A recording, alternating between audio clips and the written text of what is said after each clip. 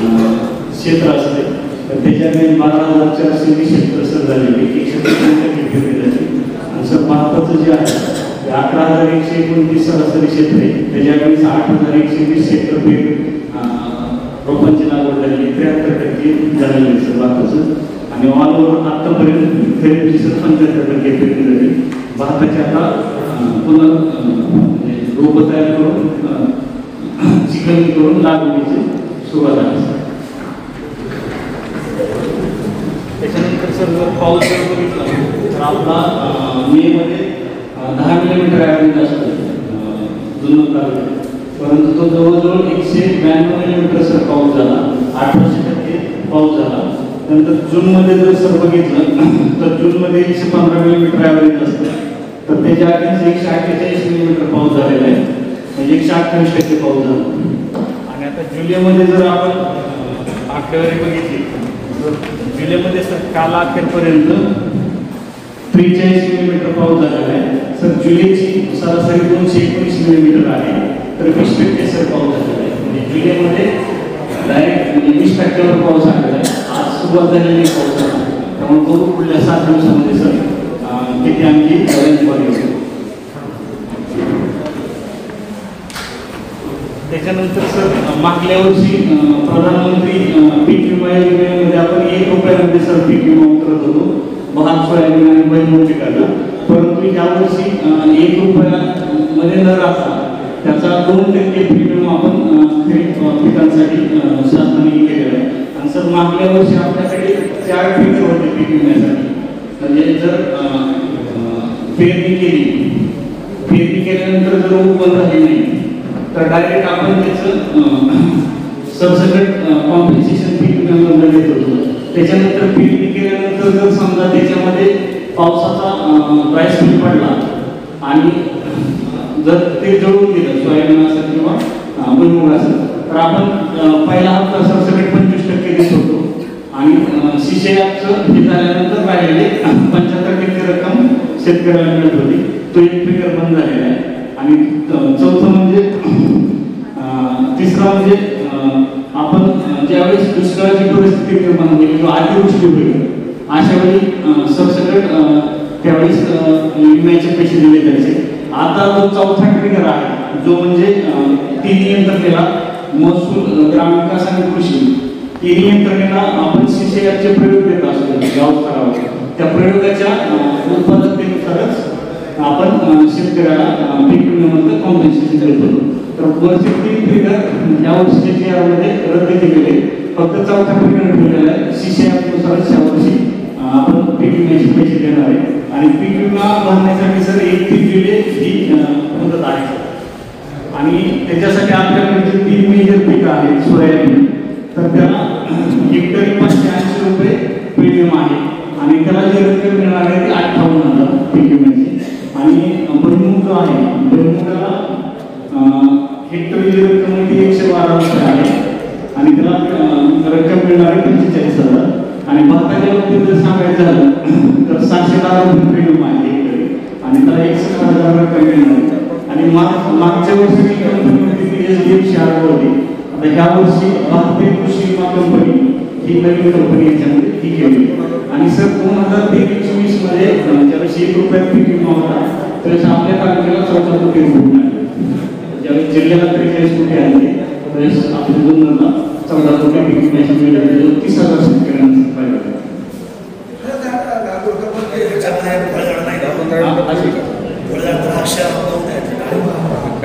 Sir द्राक्ष आंबा आणि द्राक्षाचं जे आहे ते त्या सीझनला आहे. आता आंब्याचा जो पीक विम्याचा आंब्याचा जो कालावधी असतो जानेवारी ते मे पर्यंत सर त्याचं विम्याचे आहे. त्याच्यामध्ये जर टेम्परेचर वाढलं झालं किंवा आर्द्रता वाढली त्याचे 5-7 पिरियड आहे सर. काही द्राक्ष जानेवारीपर्यंत चालू होतं तर काही द्राक्ष एप्रिल मे पर्यंत चालतात. तर जो विमा द्राक्षाचा काढला जातो त्याचा शेवटच्या हार्वेस्टिंगपर्यंत त्याची लायबिलिटी राहते का विम्याची? फक्त त्याच्यामध्ये सर ट्रिगर वेगवेगळे म्हणजे कसं आहे आर्द्रता आहे टेम्परेचर आहे जास्त टेम्परेचर कमी टेम्परेचर आपण ज्या ट्रिगरचा विमा उतरवणार प्रीमियम भरणार त्यानुसार त्यांना सर कॉम्पेन्सेशन आहे? आहे ना सर, आहे. आता या सोयाबीनच्या बाबतीमध्ये हां सर. जिल्ह्यामध्ये सगळ्यात जास्त सोयाबीन आपल्याकडे आहे. हां सर. जिल्ह्यात. हां. आणि केंद्र कुठे आहे? बारामती. खेड आणि बारामती. मग मला सांगा, आपण पणन खात्याला एक अर्ज केला पाहिजे माझ्या माध्यमातून की आम्हाला त्यांचा निकष काय आता त्यांचं असं म्हणणं आहे की तुम्ही आम्हाला स्टोरेज किंवा गोडाऊन शासकीय उपलब्ध करून द्या. त्या बाबतीमध्ये आपण बाजार समितीशी बोलणं करू. आपल्याला शासकीय गोडाऊन निर्मित केलं पाहिजे. बाजार समितीशी मी विचारलं तर त्यांचं मत कसं नाही, मी चर्चा केली तर त्याला शासकीय गोडाऊन एक विषयाचं आपल्याला चालू शकतं. आणि दुसरं म्हणजे जर महसूल यंत्रणेचे जे गोडाऊन असतात जे धान्य स्टोरेज करतात तर ते महसूल यंत्रणेशी विचारून घ्यायचं तर आपल्याला जास्त पण आपलं काय असं सोयाबीनचं आपली अशी परिस्थिती झाली. मागच्या वेळेला सगळे जे सोयाबीनचे आपले कोणीही ती खरेदी करायला तयार नाही. आणि शासनाने खरेदी चालू केली पण त्याच्यामध्ये आपल्या जिल्ह्यात नंबरच लागला नाही. सर मागच्या वेळेस प्रॉब्लेम काय झाला, एनएस पॅकेज म्हणजे खाजगी व्यापारी आहेत त्यांनी 32 रुपयापासून 36 रुपयापर्यंत 13 ते 14 रुपये शेतकऱ्यांना कमी मिळाले.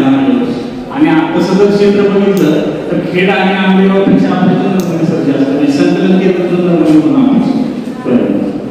त्याचे जे आठ आहे त्यासाठी सर ते केंद्राकडे येतो विषय ते नाफेड आहे ना म्हणजे पणन विभागाशी सर करून करावं आहे. जरी असेल तर पणन आणि जिल्हाधिकाऱ्यांनी आपल्याला न्याय दिला पाहिजे. पणन कृषी आणि जिल्हाधिकारी शेतकऱ्यांना काय वारं सोडवलं आपण नाही नाव खाली आपण त्या लोकांना काय शेतकऱ्यांना काय बोलणार नाही तो सर शेतकरी द्यावा लागतो संकलन केंद्राचा. आता भुईमुग सुद्धा कमी होत चाललाय आणि सोयाबीन वाढलेलं आहे. सोयाबीन वाढले जवळजवळ 100-150 टक्क्याच्या दादा आपल्याकडे पर्जन्यमापक यंत्र किती आहेत, किती मंडलमध्ये बाकी आहेत आणि एकत्रित माहिती कुठे मिळते? सर आपले जे काही 12 महसूल मंडळ आहेत ना तिथं पर्जन्यमापक यंत्र आहे तिथनं आपल्याला हा डाटा मागणीचा मिळतो. आणि आता सर जो जी आर आहे त्यानुसार आपण 144 ग्रामपंचायतीमध्ये वेदर स्टेशन सर इन्स्टॉल करणार आहोत. फक्त त्याची जागा माननीय तहसीलदार आणि माननीय गट विकास अधिकारी साहेबांची चर्चा करून शासकीय जागेत इन्स्टॉल करायची. एक एवढ्या महिन्यापर्यंत ते प्रोसेस होऊन जाते. आता नारायणगावला आणि बेल्हेला यांचं कृषी विभागाचं कार्यालय आहे, त्यांची इमारतीची अवस्था दयनीय आहे. नारायणगावची आणि बेल्ह्याची. सर ते आता जे 81-82 ला सर ते कार्यालय बांधले त्याला 45-45 वर्ष झाली. आपल्याला सेपरेट बांधकाम करण्याचा प्रस्ताव द्यावा लागला. ते मला लेखी दिली होती त्याच्या मंडळ अधिकाऱ्यांनी त्याचा आम्ही तयार करून नाही सर आमच्या कार्यालयाला नाही बांधकामाकडनं द्यावा लागतो. आम्हीच काम नाही सर ते प्रस्ताव दाखल करा पाहिजे ते तुमचा असं काय बोलतात आमदार साहेबांनी करून घेतलं जे आपण फळझाडे लागवड पहिलं वाटलं आदिवासी भागामध्ये गाबंद केल्या आता नाही चालू पण नाही आता आपण 58 एकरची प्रशासकीय केलेली आणि त्या भागात तुम्ही जे म्हणताय आपली जी गाव आहे 72 गावांमध्ये 193 मीटरचं सर अंदाज आलेलं नाही ते प्रत्येकाशी आपण मोठ्या प्रमाणात केली चालू 193 मीटरच्या मागे आले जवळजवळ 150 शेतकऱ्यांच्या आता खताची काय परिस्थिती सर मागल्या 15 दिवसामध्ये युरियाचं शॉर्टेज होतं पण आपण नाही त्याच्यामध्ये सर बफरमधला जो युरिया होता 600 मेट्रिक टन तो आता रिलीज केलेला आहे त्यामुळे आता काय अडचण नाही सर तिथं आहे नाही आता आपण 12 प्रत्येक स्पॉटला ठेवलं होतं बफरमधला रिलीज केला फक्त प्रॉब्लेम नाही झालाय की प्रत्येक शेतकरी 10 लाख करायला लागतोय पण 2-3 म्हणजे शासन सांगते खताचा वापर कमी करा हा मागल्या वर्षी 27 निषेधाधिकाऱ्यांवर कारवाई केली आणि 18 परवाने निलंबित केली. दादा दुसरा एक मुद्दा असा आहे, फ्लावर कोबीचं रोपवाटिकेकडून शेतकरी रोपं नेतात, ते रोप खराब लागतं आणि नंतर हे पंचनामा करतात, शेतकऱ्याला सांगतात तू खाजगी दावा कर. मग ती प्रक्रिया खूप हेल्दी होते, शेतकऱ्याला न्याय मिळत नाही. रोपवाटिकावाला म्हणतो माझा काही संबंध नाही, मी तुम्हाला फक्त रोप दिले. वास्तविक जो रोप देतो तशी जबाबदारी तशीच आहे. सर त्याच्यामध्ये कसं आहे, तालुकास्तरीय समिती आहे बियाणे कंट्रोलला, तर त्याच्या अध्यक्ष माननीय उपविभागीय कृषी अधिकारी असतात, सदस्य सचिव आमच्या ऑफिसचे कृषी अधिकारी असतात, की मेंबर असतो. तर तो ज्यावेळेस अर्ज येतो आमच्याकडं त्यावेळेस केवीकेचे सायंटिस्ट असे 5 लोकांची टीम त्यामध्ये व्हेरीफाय करते की ते कशामुळे झाले.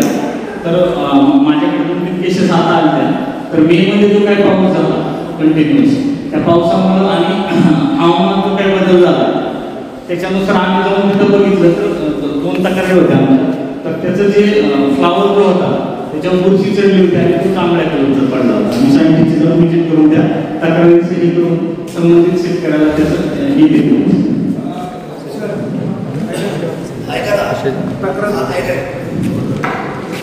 आपण एक काम करूया, भोसले साहेब आपण हे 200 किती आहे 87 लोकांना किती 383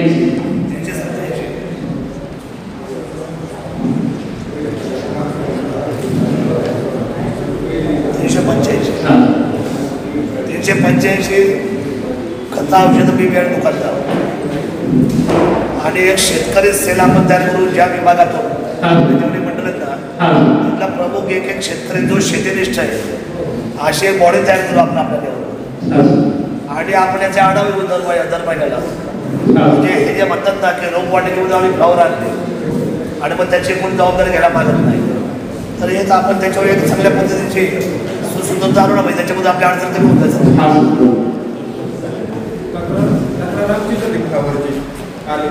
जे शेजारचे शेत आहे त्यांना पाऊस होतोच ना, आम्हाला म्हणजे शेजार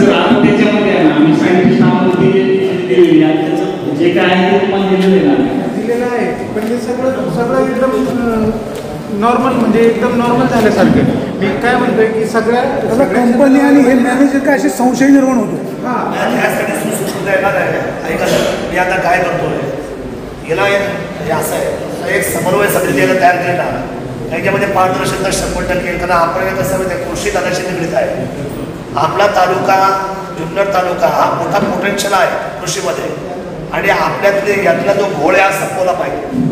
बऱ्याच वेळेला काय होतं, आपल्याला बियाणं खूप लागतात, बऱ्याच वेळेला आपली खतामध्ये आपली बियाण्यामध्ये आणि खतामध्ये आपली फसवणूक होते, रोपवाटिकेमध्ये फसवणूक होते.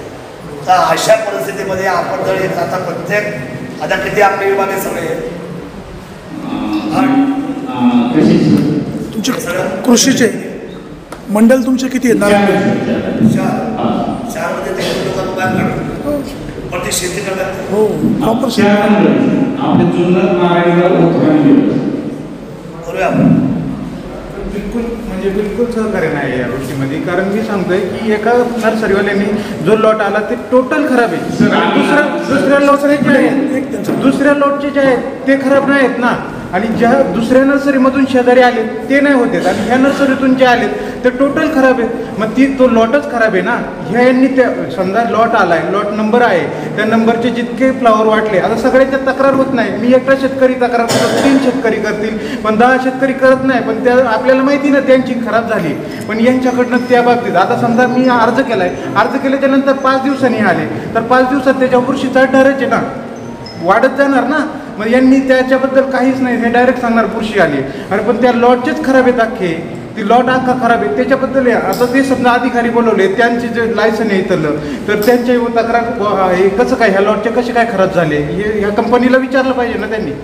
पण ह्या बाबतीत काहीच नाही, आमच्याबद्दल अर्जाबद्दल काहीच नाही. फक्त आम्हाला रिपोर्ट दिला आहे, त्या रिपोर्टचा तुम्ही विचारा, त्यांना बोलवा, ह्या लॉटमध्ये काय खराब झाले, का खराब झाली, ह्या लॉट का खराब आला, हे विचारणं कोणचं काम आहे ना, यांचंच आहे ना.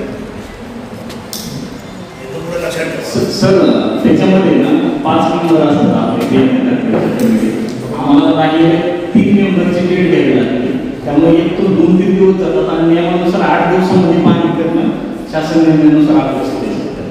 म्हणजे आम्ही काय असं आम्ही पुढं कुठली गोष्ट खराब नाही. आता वर्षी सर आता वातावरण जे आहे त्याच्या वर्षी काय कृषीनाशक कायदा असं म्हटलं की 8 दिवसाच्या बंद करायचं, चढायला सुरुवात होते ना. याच्यात बदल होणं गरजेचं आहे. काही वर्षभराचं जे आपलं 4.5 ते 5 कोटी येतं त्यामध्ये कर गाळाभाडे आहे आपलं पाणीपट्टी जो खर्च आहे तो खर्च त्या मानाने खूप जास्त आहे. म्हणजे आपल्याला लाईट बिल त्यातूनच द्यावं लागतं. त्याची महिन्याला 13 ते 14 लाख रुपये येतं. आता स्वच्छ पुरस्कार योजनेमध्ये आपण निधी प्राप्त होता त्याच्यावर आतापर्यंत आपल्या घनकचरा व्यवस्थापन मला हे बोलून मला तुम्हाला खर्च किती हां एवढंच सांगा सर. उत्पन्न काय तरी कॅल्क्युलेट करेल. हां महसुली खर्च तुम्हाला खर्च किती दायित्व किती सर महसुली खर्च तो आपला 6 ते 7 कोटीपर्यंत आहे. महिन्याला नाही वर्षात सांगतो. महिन्याला आपलं 50 ते 60 लाख रुपये लागतात. 60 लाख रुपये हो हो म्हणजे याला बजेट नाही पगाराचं वेगळं. पगारासाठी आम्हाला सहाय्यक अनुदानवरती येतं. काही जे कुशल कर्मचारी आहेत त्यासाठी तो खर्च आहे. हो लाईट बिल आहे, पाणीपट्टी आहे, काही मेंटेनन्सची कामं आहेत, विद्युतची आहेत, पाणी पुरवठ्याची आहे. हो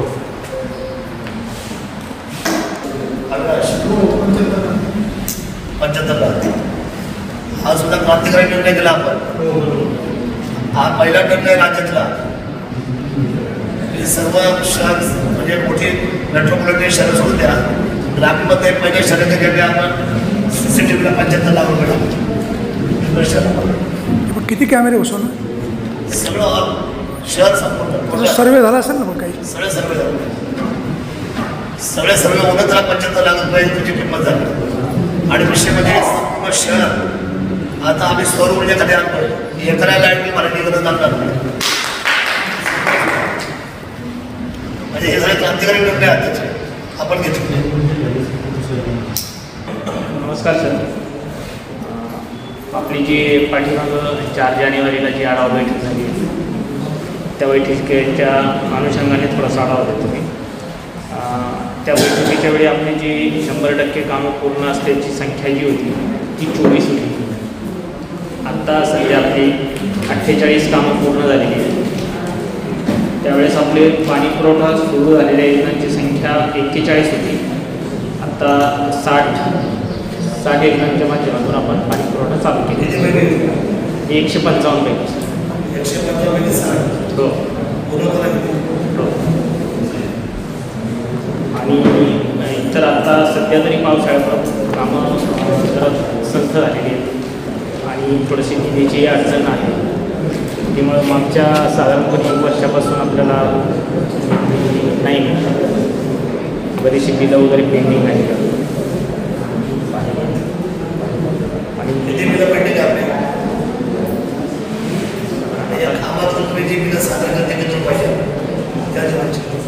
ती 11 काढून द्यायचं. येस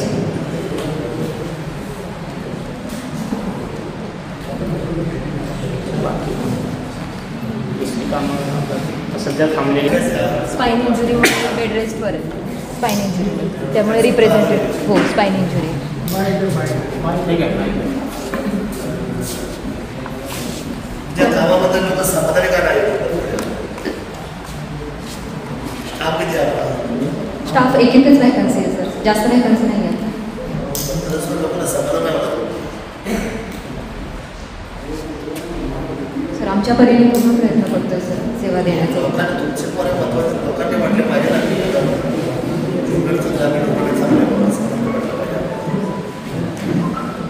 दादा ग्रामीण रुग्णालयामध्ये आम्ही समाजसेवेच्या माध्यमातून अनेक वेळा त्या ठिकाणी जात असतो. आणि काही पेशंट असतात.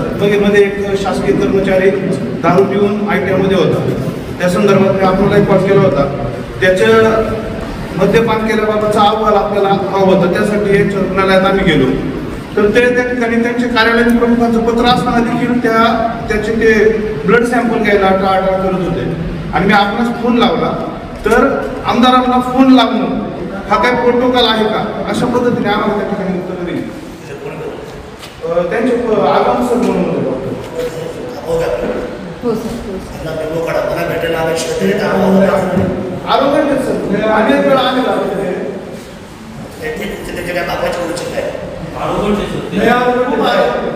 मॅडम ते बाबाची खुर्ची आहे, कोणाच्या खुर्च्या आहेत त्या सगळ्या?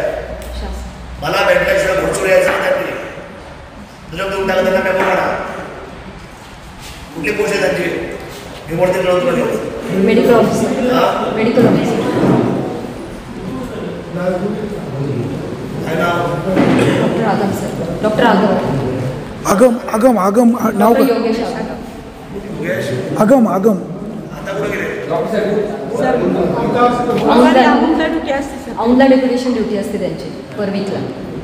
औंध दर गुरुवारी. दर गुरुवारी. आज काय आहे? शुक्रवार आले का नाही? सर्वे आले सर्वे. तुमच्या काय सर्वे काढलं तर माझं नाव काय?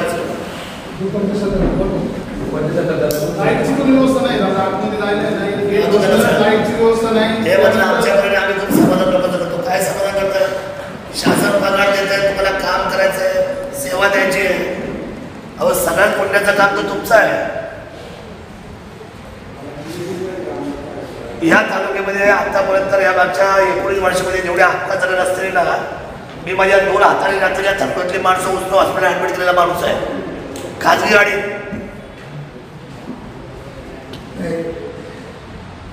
त्यांच्या रत्नाकर मावळ आले ना पेशंट डिलिव्हरचा, जाऊ द्या पुढं तर मग दवाखाना आहे कशाला ना.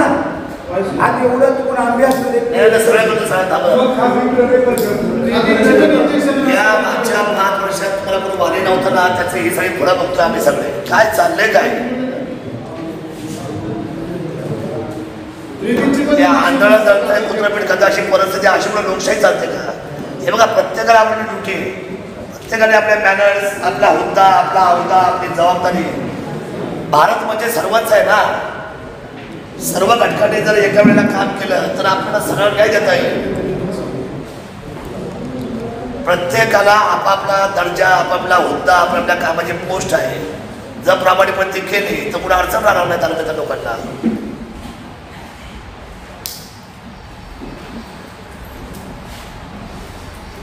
वरती पुण्याला कोणी अधिकारी?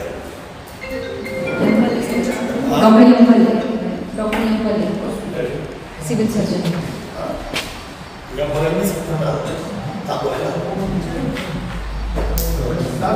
नाही पाहिजे. तुम्ही कोण चुकले तर माझी गाय करायला काम करायचं आहे, कामामध्ये रुजू. काम नाही करायचं आहे, राजीनामा घरी जा, दुसरी माणसं बरोबर. काय अडचण आहे का? काम करायचं असेल तर तुम्ही आलं पाहिजे. काम नसेल करायचं तर तुम्हाला पुढे शकते. खूप लोक मला नोकऱ्या म्हणतात, त्यांना काम मिळत नाही. इनामे आईवाने काम करायचे त्यांनी आपल्या पोस्टवर. तुम्ही माझे सहकारी, तुम्ही माझेच कलेगा, तुम्ही माझेच आहात. मला काय जात धर्म प्रांत कळत नाही, सगळे माझीच माणसं आहे. पण प्रत्येकाला जी भूमिका दिलेली ती भूमिका प्रत्येकाने आपापली त्या काळामध्ये त्या वेळेमध्ये पूर्णत्वाला नेली पाहिजे. आणि माणुसकीच्या दृष्टिकोनातून प्रत्येकाने समन्वय साधला पाहिजे. आणि आरोग्याच्या बाबतीमध्ये तर फार सेन्सिटिव्ह राहायला पाहिजे सर्व. आरोग्य आणि विशेष म्हणजे कृषी. जर एखादा शेतकरी एखाद्या मालाला अडचणी झाला तर त्याचं आयुष्याचं पीक निघून जातं. तर एखादा समजा दुकानदारावर कारवाई झाली तरी चालेल, पण तो शेतकरी कसा वाचण्याची आपण काळजी घेतली पाहिजे. अवकाळी पावसाळ्यात नुकसान झालं होतं मे महिन्यामध्ये. ती शेतकऱ्यांची लिस्ट होती, 70 शेतकरी होते. तर त्या शेतकऱ्यांची लिस्ट अजून पुढे गेलेली नाही, तहसीलमध्ये अडकलेली. मी नेहमी जाऊन फॉलो घेते तर होईल सांगतो. आपलं एप्रिलमध्ये जी गारपीट झाली मी सुद्धा व्हिजिट केली, तर त्याचे 2,88,00,000 शासनाला मिळवले मान्य तहसीलदार, मान्य व्यावसायिक, मान्य साहेबांनी. आणि सर मेमध्ये गावाकडे झाला तर त्याचं 1800 एकरचं नुकसान झालं. जवळजवळ 4,000 शेतकरी होते आणि त्याची 4,93,00,000 रुपये रक्कम आपण शासनाला मिळवली. याची दोन्ही मिळून आपली जवळजवळ 8 कोटी रुपये रक्कम शासनाकडे भेटली गेली. ती आल्यानंतर शेतकऱ्यांना भेट होते. पण नुकसान झाले होते, त्याचे पंचनामे ऑलरेडी केले, पण ते शेतीचं पीक नाही म्हणून त्याच्यावरती पुढं पाठवणे गेलेले आहे. गेल्या वेळेस जवळजवळ 17 कोटी रुपये नुकसान भरपाई तर पाठवलं आमच्याकडे पंचनामे करून हिरडा पीक ॲग्रिकल्चर मध्ये सगळं म्हणजे हे होत नाही ते फॉरेस्ट प्लांट फॉरेस्ट करून पाठीमागे 17 कोटी रुपये आपल्याला मिळाले. सर त्यावेळेस फॉरेस्ट आणि यांचे प्रस्ताव आहे फॉरेस्टचे प्रस्ताव आहे पाहिजे त्यांना नाही तुम्ही तर पाठपुरा फॉरेस्टला गेला पाहिजे तुम्ही कृषी म्हटलं की आमच्याकडे नाही दादा फॉरेस्ट पण एखाद्या व्यक्तीने आंबा किंवा बाकीचे काही फळ किंवा बाकीची काही लागवड केली असतात त्याचं जर नुकसान झालं असतं त्याच्यासाठी तहसीलदार साहेब आणि कृषी अधिकारी यांच्याच मागे प्लॅन जातात ते त्याला जर विडाण आहे म्हणून आमची गरज आम्ही पण त्यासाठी तिथं फॉरेस्ट जमणार नाही त्या ठिकाणच्या कमिटी करावं लागतं कारण आपण दिवस हे तिकडं करून काय मी येतो सर त्याच्यामध्ये सर माझ्या सही काही अर्थ नाही पण तरी बरोबर आहे की ज्या वेळेला आंबा पण तिथंच आहे हिरडा पण तिथंच आहे आणि सर त्याच्यामध्ये ना त्याचे जे निकष असतात नुकसानीचे निकष ॲग्रिकल्चर डिपार्टमेंटचं फायनल आम्हाला 100 आंबे असतात तर त्यातले 50 आंबे बाद झाले फायनल होऊ शकतो पण हिरड्याचे निकष आम्ही कुठले असते टेक्निकल आमच्या डिपार्टमेंटमध्ये ज्या मध्ये हे सगळे जे निकष लावले आहेत त्याच्यामध्ये पण हिरडा पीक म्हणून घेतलं पाहिजे आणि मग ते या ठिकाणी मिळून ते पंचनामे करून पाठवले पाहिजे. फॉरेस्टचा सगळ्या आपत्तीमध्ये कधी असं रोल आलं नाही पण तरी पण माझ्या कृषीला ते त्याला डिफाईन करता येत नाही ना कृषीला म्हणजे ते कसं तुम्ही काय करा मागच्या वेळेला आपण पुरेच्या माध्यमातून त्यांना पैसे दिले ते निकष चौघांच्या माध्यमातून पंचनामे करा बाकी आम्ही चौघांच्या सहित प्रस्तावर गेले पाहिजे क्रीडाच्या बाबतीत काळजी घेतो. त्यांचं काय म्हणते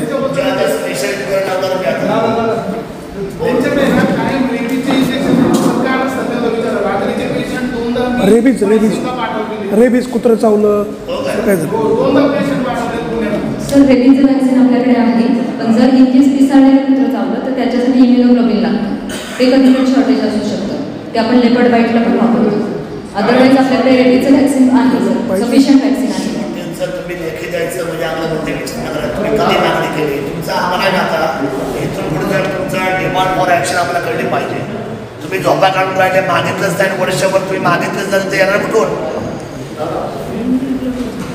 तुमचं मागणी पत्र कधीच आहे तुम्हाला कधी का नाही दिला म्हणजे आम्हाला वरती मांडायला असं उत्तर जर लोकांनी दिलं आणि माणूस बळी पडला तर जबाबदार कोण रेग्युलर वॅक्सिन आहे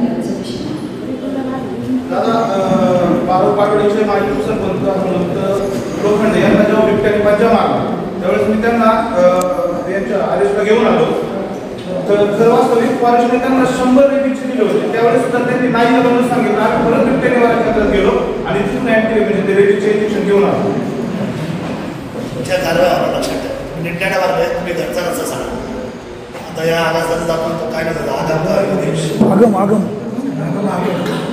तुम्हाला धड काम नाही तर नाही सर इम्युनोग्लोबिन आपल्याकडे जास्त लागतात त्यामुळे ते शॉर्टेज होऊ शकतात इम्युनोग्लोबिन रेग्युलर वॅक्सिनचा प्रॉब्लेम येत नाही सर तुम्हाला ज्या अडचणी आहेत त्या सांगायच्या आणि माझ्या व्हॉट्सअप चालू असं मला पाठवायचं मी लगेच वरती तुमच्या वरती जे अधिकारी आहेत या ठरले त्याच्याशी बोलेल ना मी मला तालुका चालवायचं ना तुमचं काय जातं इथून पुढे जर तुम्ही ही जर त्रिसूत्री वापरली नाही जिल्हा लेवल मी आणि तुम्ही लक्षात ठेवा कारण चालणार नाही एक माणूस जरी बळी गेलं तर तुमच्या डोक्यावर राहणार आहे आता तुझ्या नशिबाने गेलं तर सगळं सरळ ट्रीटमेंट तो गेला तर भाग वेगळा पण आपण म्हणून आपल्याला नस नाही तुम्ही पुढे रेफर करा त्याच्यामुळे तुम्हाला निघून जातो ना इथून पुढे डिमांड फॉर ॲक्शन जे तुम्हाला लागतंय ते तुम्हाला समजा वर कळून त्यावेळेस मला लगेच व्हॉट्सअपला पाठवायचं की आम्हाला ही लस उपलब्ध नाही आहे मी एका मिनिटात बोलणार त्याच्याशी असं काय नाही हो ना मग आम्ही इस्टिमेट रेडी केलेत सगळे अडचण काय त्यांना करून सगळं देताना म्हणजे आपल्याला आम्ही काय केलं सर मिसमॅच म्हणून आम्ही इस्टिमेट सगळे केले सर्व एस्टिमेट फिक्स करणार आम्ही करण्याचे आम्ही केल्यानंतर मग ते कसे समजा तुमचे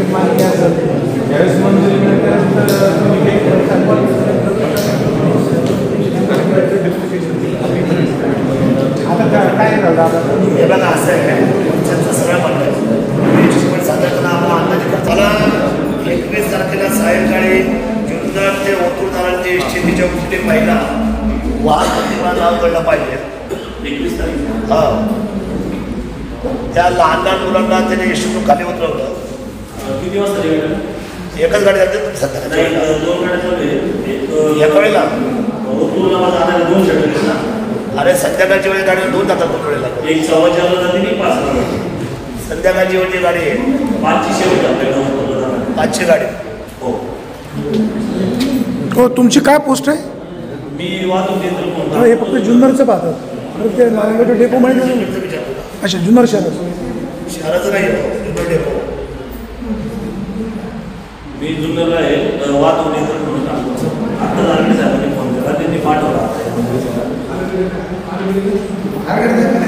ते आता त्यांनी आता जस्ट फोन केला. चौकीला गेलो तरी पवळे साहेबांनी ते 2 जणांनी फोन केला.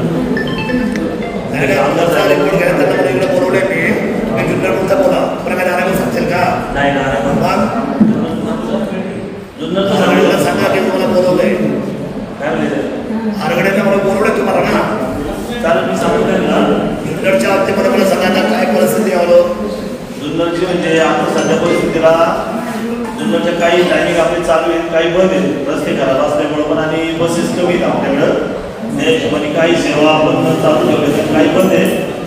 आता त्या साहेबांनी तशी गाड्या उपलब्ध करून देतात त्याप्रमाणे आपण ते नियोजन करतो.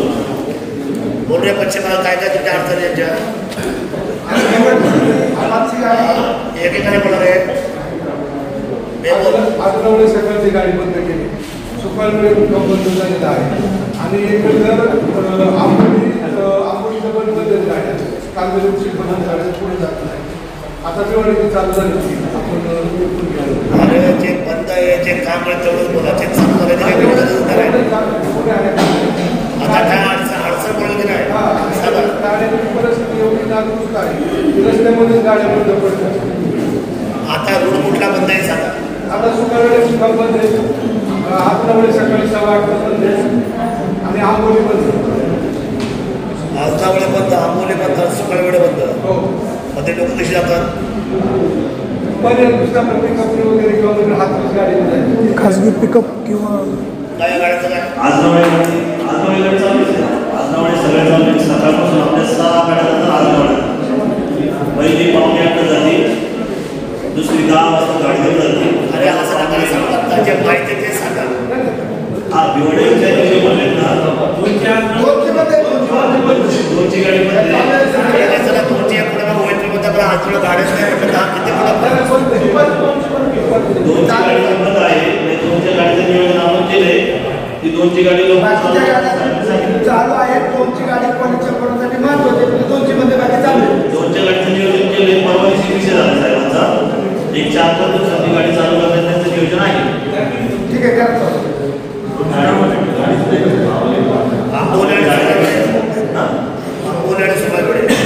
सुकाळवेडा मुक्काम आपलं त्यांनी चालू केला होता पण ते भिवड्याला मागणी होती ना गाडीची. तीच गाडी आपण सुकाळवेड्याला ठेवली होती. ती भिवड्या मुक्काम होती ना तीच गाडी सुकाळवेड्याला मुक्कामात जायची.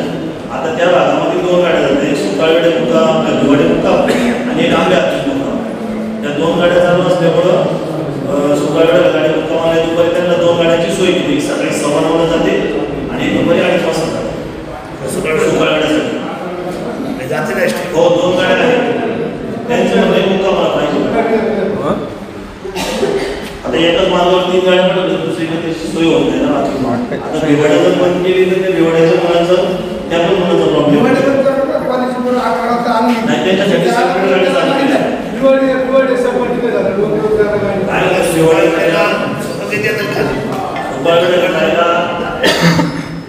सुकाळवेड्याला जायला बंदशीर दुपारच्या गाडीला असतात. सकाळच्या गाडी नाही कमी गाडी सकाळी निघते तर लोक किती असतात. सुकाळवेड्यावर नाही कमी येतो. भिवड्यावर आणि सुकाळवेळ कमी होते ना ते. हा त्याच्यावर निघायचे सकाळी. सुकाळवेड्यावर कमी यायचे तरी ते 3 पास आहेत शाळेच्या मुलांचे 3 विद्यार्थी आणि साधारणतः माणसं सुकाळवेड्यापासून इकडे खाली असतात रोजचे रेग्युलर. आता ते 9:15 गाडी येतात. आयपीचे विद्यार्थी 2 आणि शाळेचे 3 विद्यार्थी ते मुलं येतात पण ते हातवीच गाडी येतात. पिंपळवाडी फाट्यापर्यंत येऊन येतात ते. आता तेवढाच विषय म्हणतो साहेबांनी सोडवलं तर तुम्ही त्यांच्याशी बोलून घेतलं ते सोडू शकतो.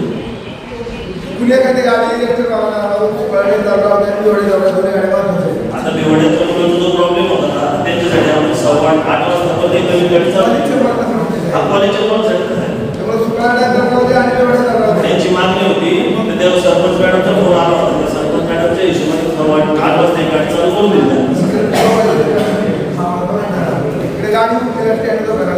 आता साहेबांनी त्याच्या गाड्या नाराज करून कसं आपण इथं करू. दादा, बसेस बंद पडण्याचं प्रमाण जास्त वाढलेलं आहे. अनेक बसेसला CNGचं मशीन बसवलेलं आहे तर त्याची आपल्याकडे फिटर नाही. मग अनेक गाडी तशीच त्या ठिकाणी राहते, दुसऱ्या डेपोचा फिटर बोलवतात. आपल्याकडे पहिले 100 गाड्या 100.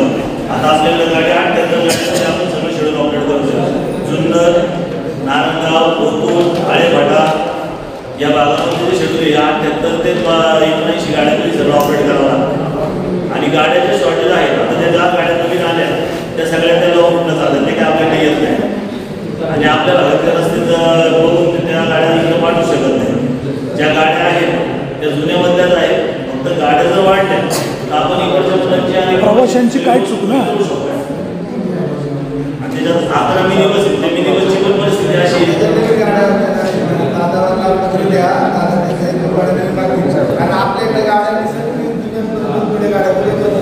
आपल्याकडे गाड्याची परिस्थिती तशी आहे ना. आता नवीन गाड्या वाटत आहे ना.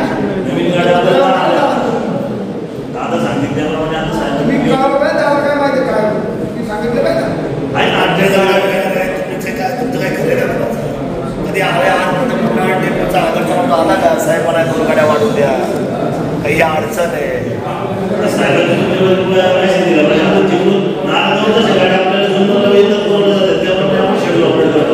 वरच्या गाड्यामध्ये आम्ही तुम्हाला सोडलं नाही.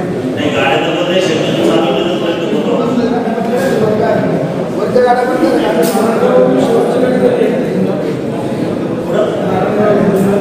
नारायणगाव जुन्नर शेवटची सवय हो मुंबई गाडी येते ना आहे ना. 6 वाजता येते, 6:15 येते, 7:30 येते, 8:45 येते. 6:15 नंतर 7:30.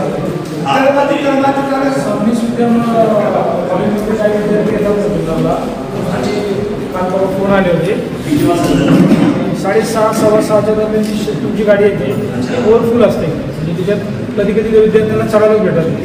बंडर नारायणगावरून घेणार काय माहिती चालतं सगळे जण ऑलरेडी सगळे जण आता सध्या परिस्थिती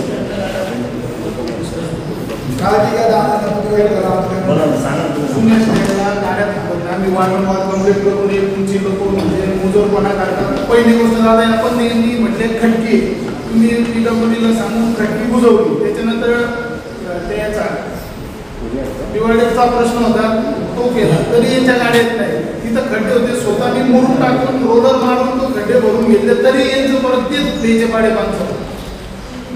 एक गाडी म्हणजे त्या आडगडीला फोन केला नाही एवढं बेशिस्तपणे बोलतात त्यांचे तर त्यांना काही घेणं देणंच नाही त्या आडगडीला.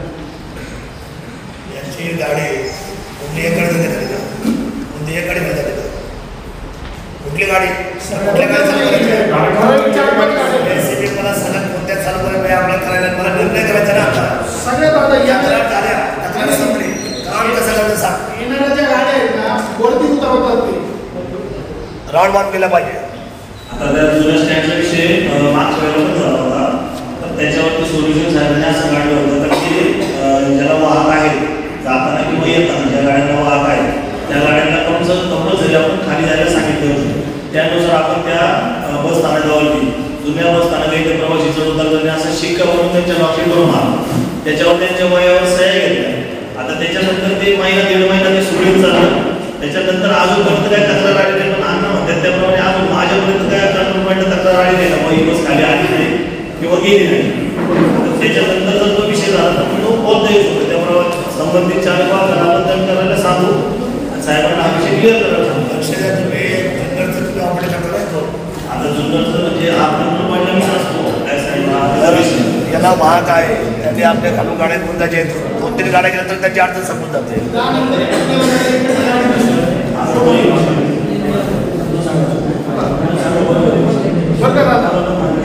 सकाळी 10 नंतर दुपारी 2 वाजेपर्यंत पुण्याला जाणारी काही बस 3 वाजेपर्यंत ती पिंपळगाव चौक आहे म्हणजे 5 तास मध्ये गाडी नाही पुण्याला जायला. पुणे कल्याणची गाडी ती 10 वाजता, 10ची गाडी आल्यानंतर आपल्याला जवळजवळ साधारण 300 गाडी येते, बरोबर आहे त्याच्यामध्ये. आता त्याच्यासाठी पाठपुरावा तुम्ही जर साहेबांशी बोलवत केलं तर त्याच्यावरती त्यांना 2 गाड्यांची सोय होऊ शकते. पहिल्याच्या गाडीमध्ये चालू होतं त्याचं काय आता तिकडून बंद केलं आपल्याला गाडी नाही पाठवलं तुम्ही करायचं ना म्हणून तुम्हाला तुम्ही जर जाऊन अण्णांनी सांगितलं तर होऊ शकतं. तुम्ही साहेबांशी एकदा बोलून घ्या आणि 2 गाड्या त्यांच्या म्हणल्यावर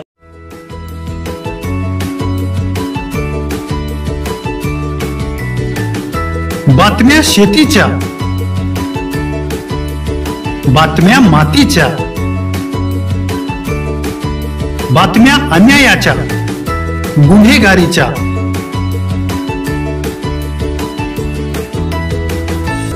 राजकारणाच्या आणि समाजकारणाच्या,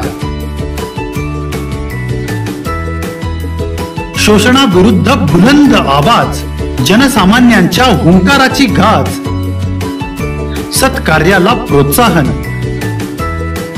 दुष्कृत्याला अनुशासन, निर्भीड, निस्पृह, सडेतोड, बेधडक आणि रोखटोक म्हणजेच विघ्नहर टाइम्स. शोध बातमीचा, ध्यास सत्याचा. आपलं चॅनल, आपली बातमी. सबस्क्राईब तर कराच, पण बेल आयकॉनवर क्लिक करायलाही विसरू नका.